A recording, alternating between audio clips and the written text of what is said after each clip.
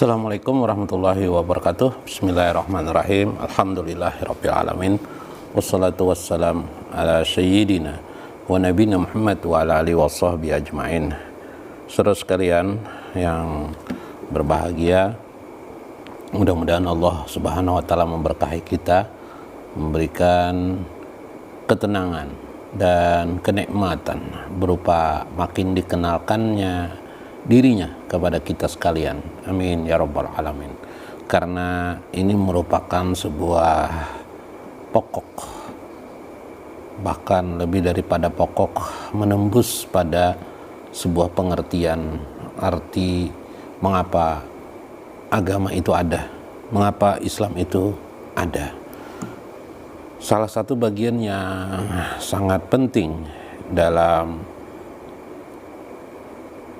wusul kepada Allah Subhanahu wa taala atau memasuki satu bagian-bagian pokok daripada ilmu ma'rifatullah adalah ru'yatullah. Sebagaimana beberapa kali sudah dibahas, bagian-bagian ini kita sedikit ulang tentang perkataan Umar bin Khattab radhiyallahu anhu. Beliau berkata dalam kitab Sirrul Asrar, disebutkan oleh Syekh Abdul Qadir Jalani, kaqauli ta'ala, sebagaimana kaqauli an Umar bin Khattab radhiyallahu anhu, fayaqulu ra'a qalbi rabbi,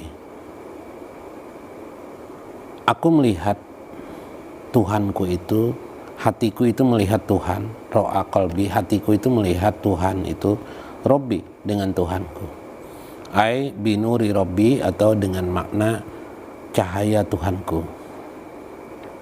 Dan perkataan Ali bin Abi Thalib, waqala Ali bin Abi Thalib yaqulu, perkataannya, la a'budu rabban lam arahu, aku tidak menyembah Tuhan yang tidak aku lihat. Ini kan sebuah perkataan yang sangat luar biasa ya. La a'budu, aku tidak menyembah, lam a'rif, yang tidak aku kenal, atau la a'budu rabban lam arahu, aku tidak menyembah Tuhan yang tidak aku lihat. Berarti Ali bin Abi Thalib melihat Tuhan. Wa kaifa ra'ahu ila rabbih, bagaimana Ali bin Abi Thalib itu bisa melihat Tuhannya? Maka lil mazhabi ahli sunnah wal jamaah, dalam mazhab ahli sunnah wal jamaah, ra'ahu biha bila kaifah, pengertian itu adalah bila kaifah, tidak bisa dibagaimanakan. Tapi kalau diambil contoh juga, kata Syekh Abdul Qadir Jalani, kama anna man ra'a syi'a asy-syamsi minal masykati wa nahwuha, itu seperti engkau merasakan melihat cahaya matahari, pantulan cahaya matahari atau sengatan ya, sengatan matahari itu minal miskah, dari sebuah lubang, atau semisalnya. Sohalahu ayyakula, sahlah orang mengatakan ra'aitu syamsa ala sabilit tawasi, bahwasanya aku melihat matahari itu atas satu jalan yang sangat luas ya, yang suatu tempat atau keadaan aku melihat matahari, meskipun dia tidak melihat matahari, dia tidak langsung melihat matahari, tapi dia melihat cahaya matahari itu. Nah, itu sebuah permisalan itu disebutkan juga di dalam firman Allah, waqad mislullah ta'ala nuruhu, bahwasanya permisalan Allah Subhanahu wa taala itu adalah cahayanya itu fi kalamihi, dalam firman Tuhan, bi'tibari sifatihi yaqulullahu ta'ala fi kitabil karim, seperti firman Tuhan, kamiskati fiha misbah, seperti lubang padanya ada misbah, ada lampu. Seperti Anda melihat di dalam sebuah lubang itu ada lampu. Quran surah An-Nur ayat 35. Faqad qalu al-miskatu qalbul mu'min, maka lubang itu adalah qalbul mu'min, itu bagaikan hati orang mukmin. Nah, jadi ada hati johir, ada hati jahir. Hati johir itu bagaikan lubang. Jadi anggap aja itu sebuah lubang. Jujah itu jendela ya, seperti jendela atau lubang. Kemudian di situ ada yang oleh beliau ini wal misbahu sirrul fuad. Cahayanya lampu itu kan, nah, lampu itu ada di sir fuad, ada di bagian dalam daripada hati. Itulah nurul basariyah, atau disebut dengan ainur ruh, atau cahaya yang ada pada mata hati di relung yang dalam. Jadi dengan menilik ke sana, jadi begitu seolah-olah dengan menilik ke sana kita akan dapat melihat Tuhan. Tapi melihat Tuhan itu bukan seperti melihat matahari ya, langsung matahari tidak. Cahaya ketuhanan. Nah, cahaya ini, nur di sini yang dilihat itu ialah asyifatullah, sifat-sifat Allah, wa asma'illah, dan nama-nama Allah. Yakni nau'aini, ya nanti dua hal ya tadi.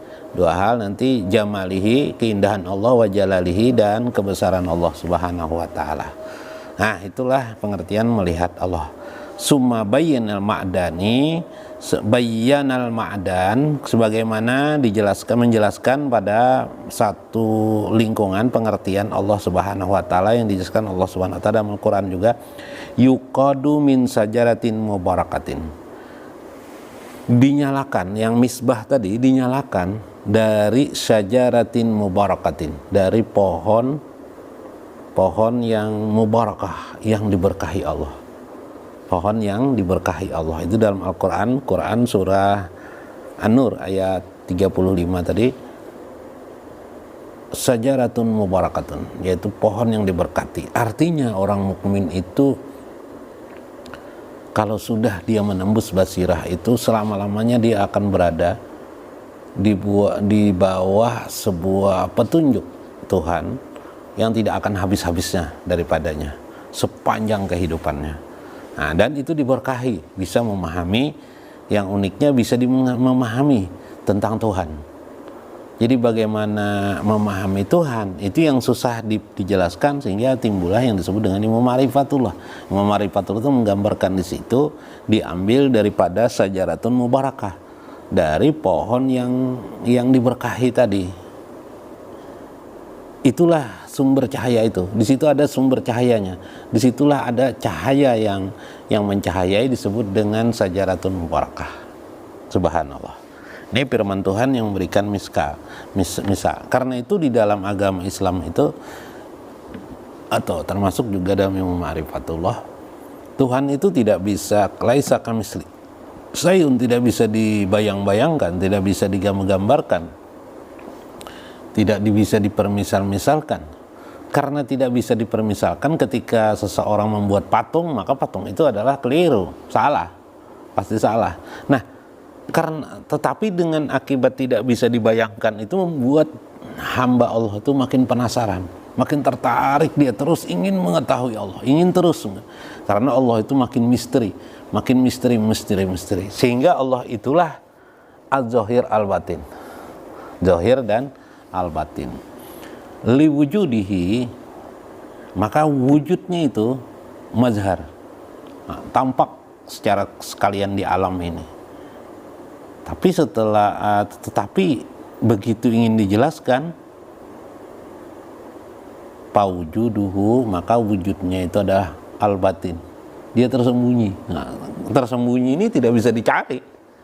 Kalau pengertian kita jahir manusia, tersembunyi itu mungkin bisa dicari. Kalau al-batin itu berarti tidak bisa tersembunyi. Karena itu Allah berfirman, aqrabullah min hablil warid. Sedekat-dekat Allah itu bagi kalian, Allah itu sangat dekat bagi kalian, min hablil warid, lebih dekat daripada urat leher kamu. Maksudnya ada di hati kamu, tapi keberadaan itu maksudnya eksistensinya ya. Liwujudi, wujud itu kan keberadaan Allah Subhanahu wa ta'ala. Nah, itu yang harus dipahami. Jadi memahami ilmu ma'rifatullah jangan pakai logika 2 kali 2 sama dengan 4, bukan, tidak seperti itu. Selalu memberikan makna takwil. Orang yang tidak bisa memahami sesuatu dengan takwil itu sulit memahami ilmu ma'rifatullah, susah memahami juga tentang Allah atau Tuhan Allah Subhanahu wa Ta'ala. Karena itu dia masih berada pada tingkat level awam. Nah, jadi orang yang ilmu ma'rifatullah itu tidak memahami secara itu lagi otak kiri tidak, tapi juga otak kanan jalan, ya. Otak kanan jalan, kejiwaan jalan, ya, yang sifatnya ruh basyariah atau ainiyah pada batin dirinya. Itu yang membedakan dia dengan kebanyakan manusia yang lainnya. Wal misbahu itu sirrul fuad wa huwa ar-ruhus sultani, itulah yang dimaksud dengan ruh sultani. Jadi ruh kita yang benar itu, ruh kita yang asli itu sebenarnya ruh sultani namanya. Dalam konteks lain dalam bahasan lain Syekh Abdul Qadir Jailani menyebut dengan ruh yang disebut dengan tipul ma'ani, nanti ada juga dalam pengertian ruh sultani, ruh yang memiliki atau yang diberikan Tuhan kekuasaan. Kekuasaan apa? Memberikan gambaran tentang ketuhanan, yang diberikan Tuhan kekuasaan untuk memberikan gambaran pemahaman. Kalau gambaran nanti sulit dikatakan salah lagi, memberikan sebuah pengertian tentang ma'rifatullah, tentang ma'rifat mengenali Allah Subhanahu wa Ta'ala. Nah, yang kedua adalah min syajaratin mubarakatin, ialah wahuya syajaratut talqin. Itulah yang disebut dengan pohon berkah, itu juga dipahami sebagai pohon talqin. Nah, pohon talqin. Pohon talqin itu apa? Pohon talqin itu, maksud talqin itu adalah bacaan. Jadi di situ seorang hamba untuk masuk ke dalam tadi hati nuraninya, haruslah dia sering-sering mengucap talqin. Talqin itu yaitu kalimat la ilaha illallah, ataupun yang kemarin adalah dengan ucapan istighfar. Nah, astagfirullahaladzim, sering-sering mengucap bertobat kepada Allah, mengucap istighfar dan mengucap kalimat la ilaha illallah. La ilallah. Wa tauhidul khas yakunu min lisanil qudsi bila wasitatin kama ta'alaqal Quran bin Nabi sallallahu alaihi wasallam min hafil usul. Karena itu tauhid yang khusus di sini adalah tauhid orang-orang khawas. Orang-orang khawas itu orang yang sudah belajar ilmu ma'rifatullah. Jadi tanpa ma'rifatullah sulit dia, kecuali dijazbah Allah langsung, maka dia langsung pada posisi yang benar, ya, posisi yang benar. Karena ini merepet sebagai sebuah ilmu, lalu ada teori-teori untuk menjelaskan tentang masalah-masalah seperti ini. Dia menjadikan lisannya itu selalu suci. Jadi orang yang khawas atau berada pada tauhid yang khawas menjadikan lisannya selalu suci. Bila wasitatin, tanpa satu disibukkan dengan wasitah. Wasitah itu kan dunia alam semesta ini wasitah kan, sehingga lisannya itu sering bertalqin. La ilaha illallah itu salah satu pengertian kasarnya. Yang kedua adalah dia bicara tentang ketuhanan. Yang dibicarakannya adalah ketuhanan. Maka disebut di dalam Al-Quran itu watawassaw bil haqqi watawassaw bis sabri. Maka ketika dia berucap kepada orang lain watawassaw bil haqqi, dia akan menyampaikan kebenaran. Al-haq itu adalah Allah Subhanahu wa Ta'ala. Nah, kalau al-haq yang pengertian kita manusia biasanya adalah kebenaran, tapi yang dimaksud watawassaw bil haq itu adalah menasehati tentang al-haq, menasehati tentang Tuhan kepada manusia. Jadi menyampaikan dia, sehingga dia berbicara lisannya antar manusia itu adalah tentang Tuhan. Nah, itu kemudian dia akan memberikan saran-saran tentang kesabaran kepada manusia. Jadi bukan menyarankan orang untuk emosional, tidak, tapi menyarankan orang untuk sabar. Nah, menyampaikan kesabaran. Nah, itu membedakan dia ahli ma'rifah dengan tidak ahli ma'rifah. Lil khawas, ya, pada tingkatan khawas. Sehingga kama ta'allaqal Quran, sebagaimana dia selalu menghubungkan dengan Allah Subhanahu wa Ta'ala, yakni Al-Quran dan sunnah Nabi sallallahu alaihi wasallam pada dasarnya. Seperti firman Tuhan, atiullah wa atiur rasul, ya. Mengaitkan ketaatan itu kepada Allah dan Rasul. Nah, ini adalah sebuah gambaran bagaimana agar kita dengan memahami ru'yatullah ini tanpa sadar kita naik derajat kita dari tingkat awam kepada tingkat khawas. Waqrajuhu fiha min qauli Nabi sallallahu alaihi wasallam al-ihsan, yang disebut di dalam hadis Nabi sallallahu alaihi wasallam disebut dengan tingkatan al-ihsan. Jadi ihsan itu sudah tingkat khawas ya.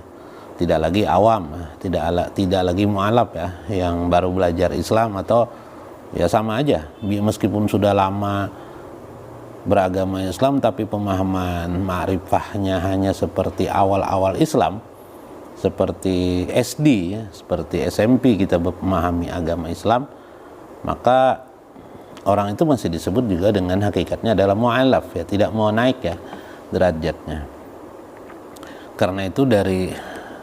Karena itu peningkatan ini disebut dengan peningkatan syahadah. Ru'yatullah ini termasuk bagian daripada peningkatan yang disebut dengan syahadah kita.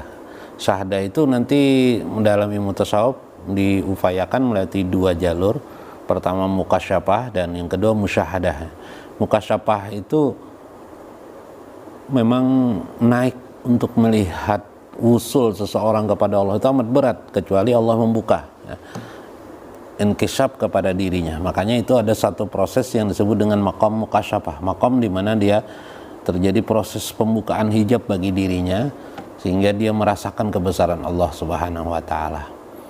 Nah, dalam periodik ini misalnya di dalam hidup keagamaan itu orang mukasyafah itu misalnya baqa'u min ayatillah, baqa'u min qiraatil Qur'anil Karim. Dia ketika dia membaca Al-Qur'an atau mendengar orang membaca Al-Qur'an dia menangis, atau keadaan-keadaan tertentu dia menangis, dia rindu kepada Allah.